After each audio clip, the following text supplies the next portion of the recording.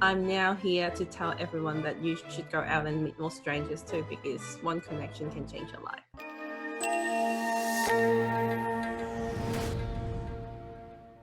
There we go. How you going, Kaley? Good, how are you, Jeff? Good, good. Thanks for your I'm time this excited. morning. Yes, thank you. Thank you for having me. That's right. Well, well, look, I'm really blown away by your story last time when you shared it with a PDF group, and there's a couple more questions in my head which I'd love to go into with you. So really appreciate that you can find some time this morning to share that with me. For the people who's missed the session, though, can you just very quickly tell us in 30 seconds your Kaley Chu story, or the 100 lunches with strangers story? In 30 seconds. Okay, I was born in Hong Kong, came to Australia after I finished high school in Hong Kong. Came here to study, commerce degree, Melbourne University, graduated, got married, have kids. 12 years in Australia, unable to talk to anyone outside my immediate comfort zone, which is like people from Hong Kong. And one day I thought that's not okay because of something happened at my workplace. I felt frustrated, embarrassed, and humiliated.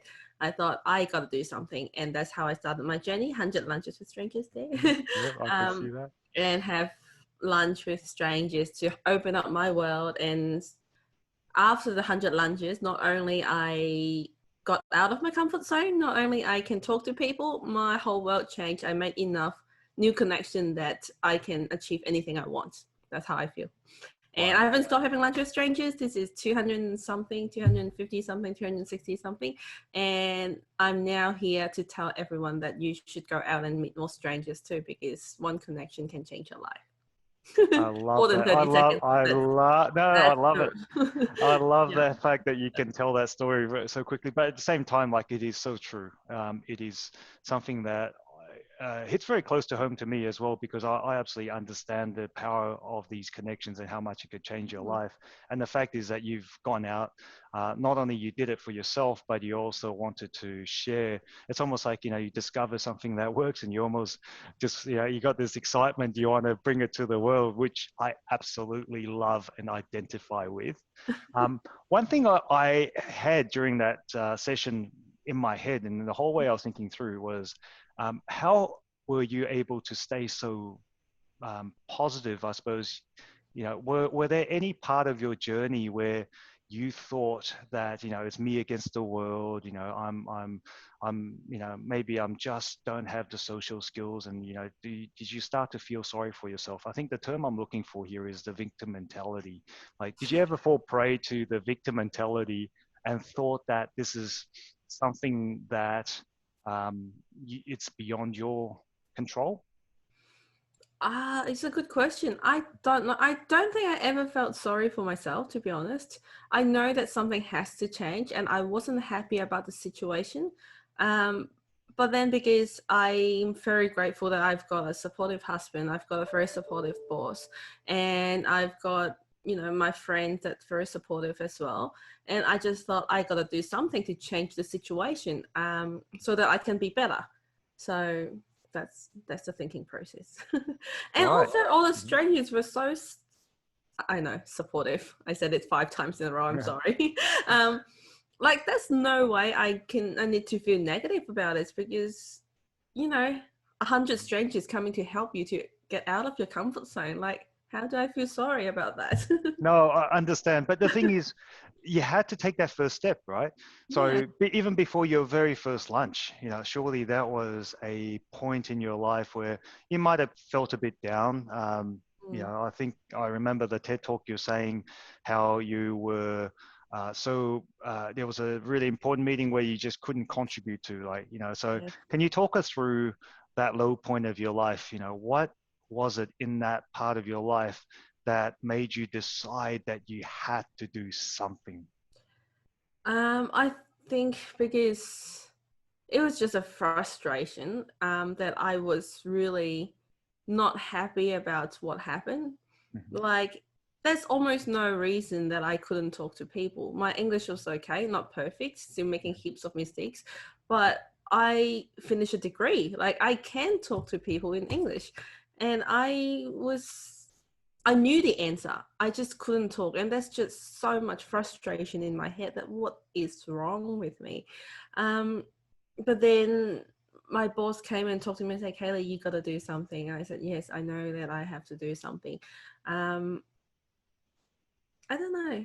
We just try to, instead of focus on the problem, we find a solution. We focus on what should I do instead, to so that it doesn't happen again. So your boss is John, right? So Yes, John would have been somebody who was very important in your life, like a mentor or perhaps a sponsor. I think I'll probably consider him as like a sponsor, someone who who is invested to see you succeed.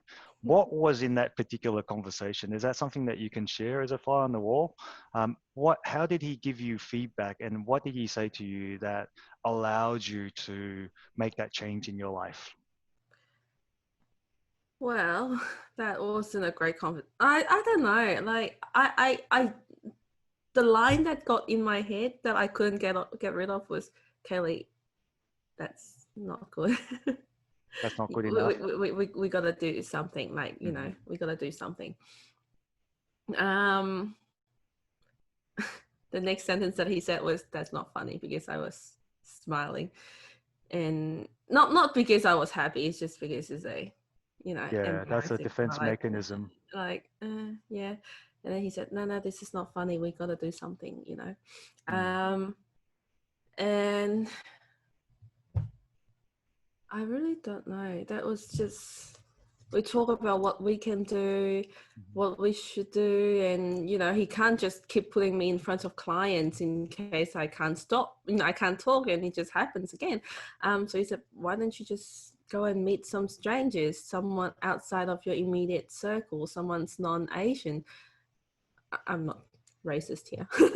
I feel bad when I say it, but it just figures how I'm comfortable with, so that you can talk to people. And that's actually not a bad idea. I'm gonna have lunch anyway. Why don't we use that time to grow and learn and maybe build a network and see what happens?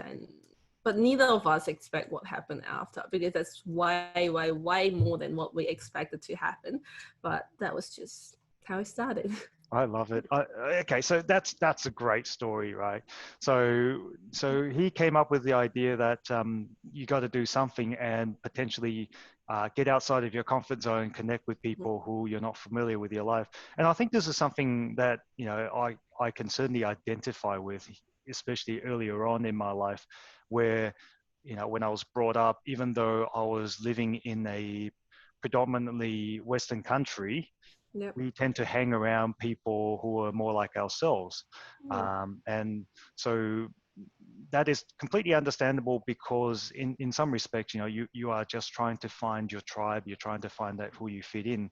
But as you get older, you realize that you can't just stay within what's in that comfort zone. And I think that tends to be a lot of problem with, especially what I've noticed is the Asian Australian population, because there is enough of us that we are reasonably comfortable in our social circles, not have to go beyond it. And I think in your particular case, the Hong Kong Chinese is especially homogenous group, if you know what I mean by that. It's just they've got so much shared experiences that it obviously makes you feel very comfortable. You like the same movies, you like the same pop stars, you like the same dance moves, and that's what ties you together. But in terms of reaching outside of your comfort zone, though, so can you talk me through this? Like how did you manage that very first lunch? And what was the process you had to go through to make you realize that you can connect with someone that has a completely different life experience? I have recently met someone new that's from Hong Kong, and we also have that instant connection when we talk about our childhood, what we watch as a cartoon, which is Pokemon, by the way. It's something special in us that we have a very strong connection, and we go, oh my god, yes, because no one understands what we talked about, and you glad that you know what I'm talking. More than just first lunch, first 20 lunches, it's very similar. I just purposely reach out to someone as different as possible, different industry, different cultural background, and very different, so that I can get out of my comfort zone. At the beginning, it was bad. not much connection really. Someone tried to engage me to talk.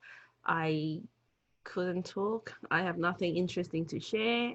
Just not great experience, to be honest. I feel sorry for them. Some of them I re-invite them out for lunch again, um, so that I can make up to them in some way. Not really, like you can't, because time is the most precious thing. But I really appreciate them because they help me In continue your to journey. grow, and Yeah. yeah, they're But so what's supportive to changed? I me. mean, was it a aha moment that you just went, oh, I just got this, or was it a gradual process, or did someone give you any tips? Surely somewhere along that journey, something's changed, and it certainly wasn't easy. It must be extremely painful. The fact that you would do this, right? The fact that you would follow through, it tells me something about your character. It tells me that you're someone who's prepared to, I suppose, do the hard yards, someone who's prepared to go through the pain that's required in order to come out the other side, right? The Yeah. fact that you didn't give up after that first lunch, or in fact the first 20 lunches, right? That tells me what you're made of. But I, what I'm interested to know is what makes you turn around, because you're a very sociable person, very confident person today. What thank changed? you. I let me be honest. The reason why I didn't give up after the first lunch, because when I sent a whole bunch of invitation, I had 3 lunches booked in a row. If I didn't book the second and third one, I probably have given up after the first one. But I didn't want to cancel them, so I thought I would have 3. But after 3, to be honest, I already see the difference. I feel proud of myself. I did it. I had that hour conversation, awkward, not great, but I did it. Um, and I can see the difference. I can see that I start to talk a little bit more instead of just a one word reply. Yes, no, okay, and silence sometimes. I just couldn't say it. Um, I start to talk. Like I started to share a little bit more about whatever question they ask. Mm-hmm. And slowly, I feel like I open up myself. I think what happened before was that I always worry about what people think about me. So I always try to fit in, like you said, fit into Mm-hmm. other people's things. And I keep wearing so many different layers of masks, trying to Mm. pretend that, not really pretend, I wasn't really pretending about anything. I was just trying to avoid making mistakes. I don't want to say something other You people don't don't you don't like. want to stand out, right? This I can completely identify Yeah, with. As a young Asian kid, in fact, the first Asian kid in class back in the 80s. I know it's yeah, giving away my age, but it it was all I wanted to do was to dissolve into the background. I just do not want to yeah, be yeah, yeah, seen. I that's do not right. want to stand out. In fact, I work so hard at my accent, so you can't tell me apart from the other kids. And that's the sort of mentality I had. I'm trying to do everything so that I'm not memorable. Um, and I think it was a survival slash coping mechanism. I think Yes, at the time, but something had to change. So yes, what I'm very particularly interested in is you're almost finding yourself in this process, right? So I absolutely, yeah. love how you're aware of the fact that you're slightly different. The fact that you can notice that you're starting to talk. So that means you have a higher level of self-awareness. Yep. But what changed inside you? At what point do you realize that it was okay to be you? I don't know which point, but slowly I meet a lot more different people, like literally so many different background of people, and I realize everyone's different. There's no one person that's better than everybody else. That's just none, even though they can be really, really successful, but that's just different type of people. And why do I want to copy someone or just want to be someone else? And um, when I just can't be myself. Mhm. It takes me a long time though. Yeah, and then I don't know how to answer the question. It's just a slowly, gradual It's not. process. I start to find myself, find my own voice, and Mhm. realize that I am somebody. And not everyone that I have lunch with will connect well, but someone actually find me interesting somehow. I go, Mhm. oh, okay, I can be interesting. Um, yeah, just lots of oh moments like that. And you also realize what you have to offer. And sometimes it could be as simple as friendship. Yes. Sometimes it could be, even just to listen to their problems. I remember you telling me about a story of a very senior person who had issues with his particular relationships in his life. And, you ended up being a relationship advisor in that particular instance. Can you tell me a bit more about that particular experience? Oh, yes. He is very, very senior, and I took exactly this notepad with me with a pen, and then I was planning to write notes because I thought I'm going to learn a lot of business tips from him. But instead of me talking to him about business, because he had a huge fight with his girlfriend the night before, he asked me about relationship advice. To go, okay, yeah, girl, tell me. Why would she do that? Like, what do I need to do? Tell me about it. And then she took notes, and Wow. he got his girlfriend back, and then I got invited to the wedding. It haven't happened yet, but pretty cool. Oh, that is amazing. That is okay. Well, there you I don't know go. if I can go because it's overseas, but it's nice for them to invite me. It's amazing where these lunches could take you. This is incredible. And Thank so, what I really love about your personality is the fact that you are just so authentically you. And these are the sort of things that you just can't fake. I'd imagine what's happened in your particular process, as when you're young, things might have happened that makes you want to put on a mask so that you act or behave a certain way to fit in.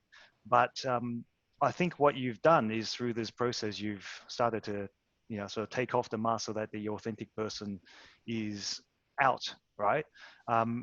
Did you find it difficult to accept who your authentic self was?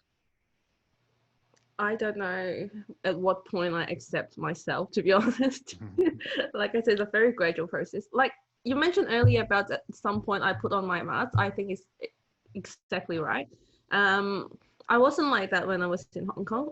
I I wasn't the girl on stage and doing all those things. I was still relatively quiet, but I can talk. At least I can talk. But when I came to Australia, extremely self-conscious because not only I was a minority, as in people from Hong Kong versus Australian, I was also the only girl in my group of friends that was raised and studied government school. I don't know if that's a thing, but everyone else was from private school, have that little I don't know, they all know each other except for me. Like I'm the only girl from government school. So I've been extremely conscious about I'm the minority in a minority group.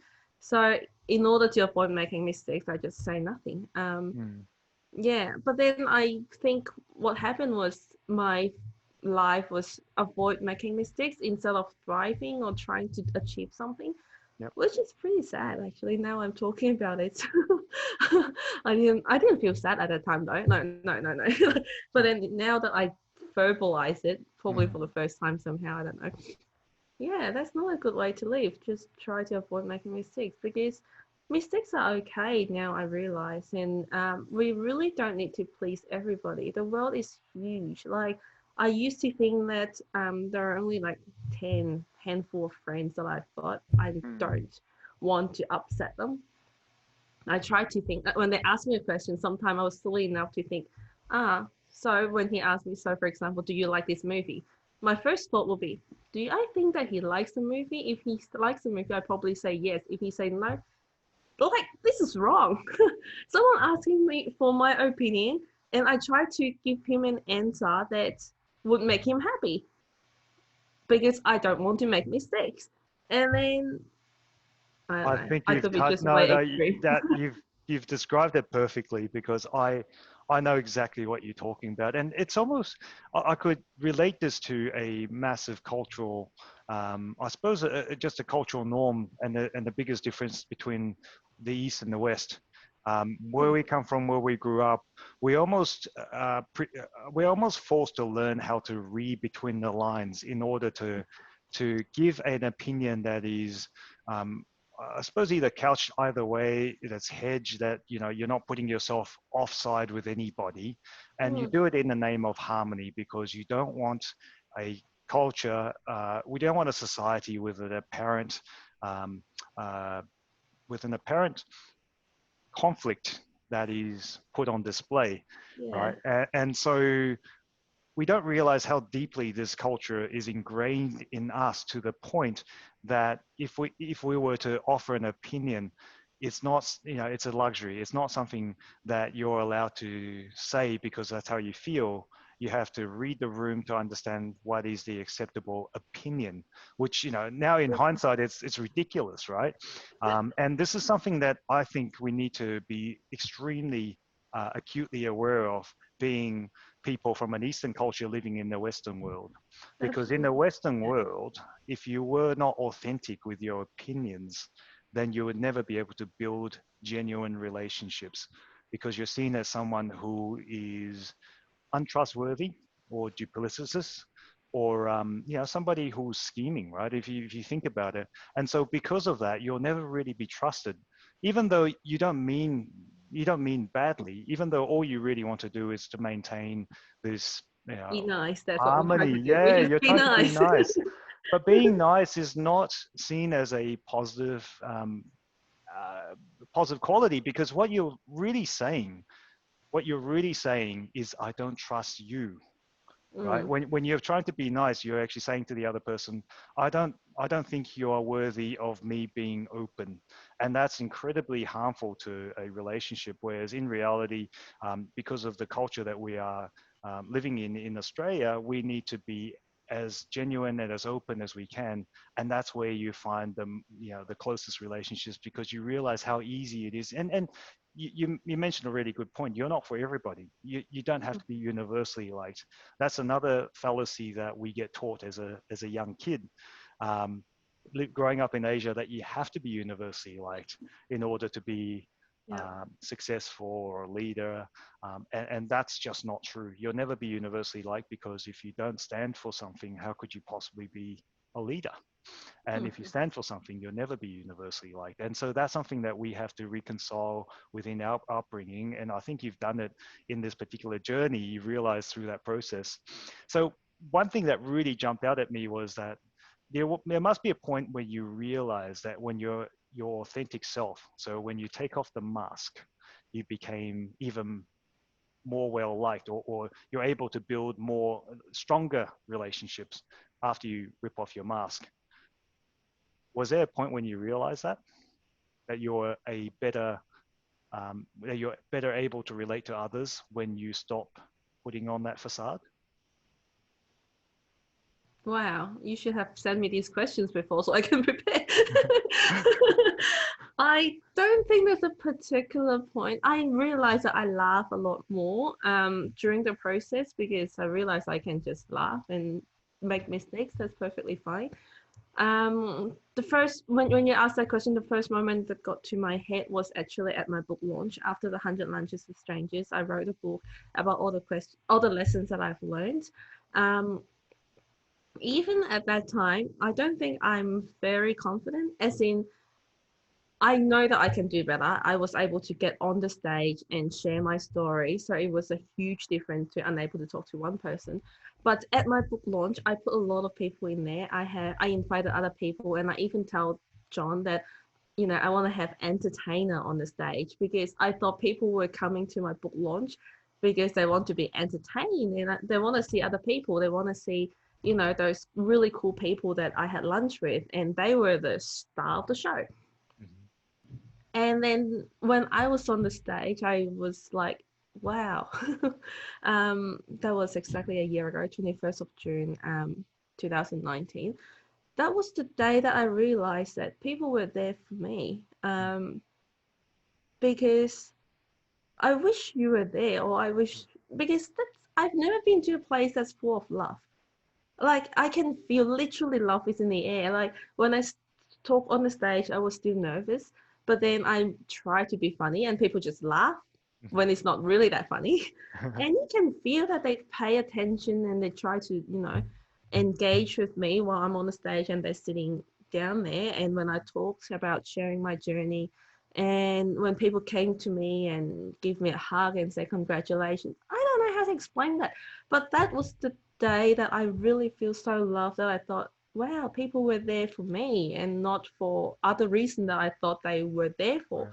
Right. Um, So your confidence is still building up to that point, which is, look, it makes sense to me, right? Because what I think you've done, and potentially unaware of what you've done, is you put yourself out there. You shared a piece of your authentic self to people who you don't even know. I mean, in some respects, people read your book who were actually strangers, right? yeah. Who may not have the pleasure of having lunch with you up to that point. They feel like they know you because you were able to let them into your journey by so selflessly sort of sharing the process that you went through. So it's almost like they'll come up to you, and tell me if this is wrong, but was there strangers that came up to you that spoke to you as if they know you? And Yeah, yeah. sometimes when I have lunch with people, it seems like they know a lot about me, and I feel bad that I don't know anything about them. Yeah, but But I think that's important, because what that tells me is that um, a lot of people identify with who you are, right? And sometimes you don't seem to realize that, because a lot of us tend to define our self-worth by how I suppose other people see you. But that self-worth has to come from within, because it's always been there, right? What's interesting is you might think that you've changed, and you have in terms of letting yourself out, yeah. but fundamentally who you are inside hasn't changed. It's just a matter of sharing yourself with others. And because you've done that, that's why you feel the love, because people know that they've got, they I suppose they Yeah. identify with you as a person. And I think that's an incredibly powerful message. And I love the fact that you're not faking this. Like there is no, there's nothing inauthentic about what you shared. It was literally who you are. You're not you're not, there's not an ounce of arrogance in all of this, other than, this is exactly what you've experienced. This is what I've learned. And that, I just want to share this because you can do it too. And that is a message that I identify with, and I'm pretty sure that's exactly what everyone else that's come up to you that's giving you the love's identifying You. with. So one key question I had is, I wonder if you're an introvert or extrovert, because most people think that someone who is shy must be introverted, Yeah. right? So, but I have a feeling that you're not introverted. I think there's a difference between extrovert and introvert, is that Mm-hmm. extroverts get energy from people and you Mm-hmm. want to spend time with people, and introverts the other way around. When they're around with people, their energy drained. Mm-hmm. For me, I think I'm always an extrovert. That's why I was so frustrated when I couldn't talk to people, because I'm not that person who wants to sit in a corner reading a book. But I was a person sitting in a corner reading the book because I couldn't talk to them. But I want to be one of them, but I couldn't, and that makes me so frustrated. And you, I think shy and confidence is different to extrovert and introvert. You can be an extrovert and shy, Mm-hmm. frustration, or you can be an introvert and confidence, that you can build relationship and connect with other people and still, be yourself. So yeah, that's the answer. And talking about confidence, I think confidence is actually a state. It's not a personality. There's no confident people and non-confident people, because I realized that my confidence levels keep growing because I'm learning from other people, and I'm learning and learning and building. But even now, I still have moments of time that I don't feel confident. For example, I remember very clearly just 3 months ago, no, 4 months ago now, in March, I went to a PSA conference, which is the Professional Speaker Australia conference. Mm-hmm. Usually now when I go to networking events, I'm like, sure, anyone come and talk to me, I'll talk to them, and happy to get on stage anytime, pass me the microphone, I'm happy to share a story. But that day I was so shy, which is bizarre because I was telling people about my story, but I was really shy on that day because I feel so intimidated. There are like 100 really successful people in the room. They've been sharing, like, professional speaker for years, like decades, Yep. as professional speaker, and I'm talking to them. Mm-hmm. I couldn't talk to them. That was Wow. 3 months ago, and then I remember How, I how went did back. how did you overcome that? I went back to my room. I sat down. I talked to my husband. I said, I can't believe that. I felt like almost like you know, a couple of years ago. Like, I don't know why I couldn't talk to them. But then after a while, I go, no, I really want to talk to them because they're someone that I want to learn from. They're all successful speaker who's achieved things that I want to do. So I just decide to go back to the room and start talking to a few people. After a while, I'm okay. But there are still moments in my life that I don't feel confident. So but I think those moments getting less and less. So instead of majority of the time, I'm not confident and only confident when I'm with my immediate friends. My comfort zone got much, much, much bigger. But that doesn't mean that you're confident 100% of the time. It's not the case.